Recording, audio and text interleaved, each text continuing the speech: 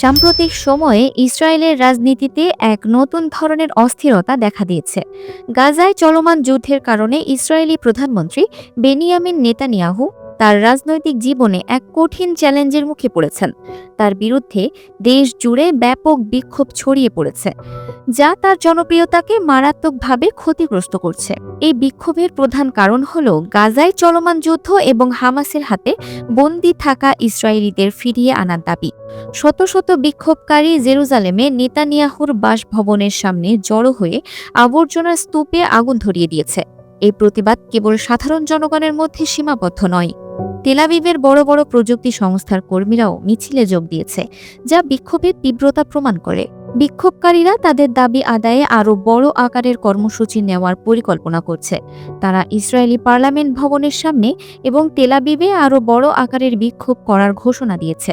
পরিস্থিতি খারাপ হতে থাকায় ইসরায়েলি পুলিশ সতর্ক অবস্থানে রয়েছে এবং জেরুজালেমের প্রবেশপথে টহল বাড়িয়েছে। নেতানিয়াহুর বিরুদ্ধে এই ক্রমবর্ধমান ক্ষোভ তার ক্ষমতাকে আরও নড়বড়ে করে দিয়েছে।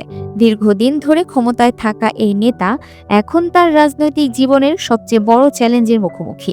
বিক্ষোভকারীরা মনে করে তার নেতৃত্বাধীন সরকার গাজায় যুদ্ধ বন্ধ করতে এবং বন্দীদের ফিরিয়ে আনতে ব্যর্থ হয়েছে। এই রাজনৈতিক সংকট ইসরায়েলের ভবিষ্যৎ নিয়ে প্রশ্ন তৈরি করেছে।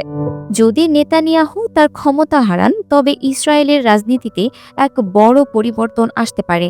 এই পরিস্থিতি থেকে বোঝা যায় যে যুদ্ধের কারণে কেবল ফিলিস্তিনিরাই ক্ষতিগ্রস্ত হচ্ছেন না, ইসরায়েলের জনগণও এর ফলে রাজনৈতিক এবং সামাজিক সংকটে পড়ছে।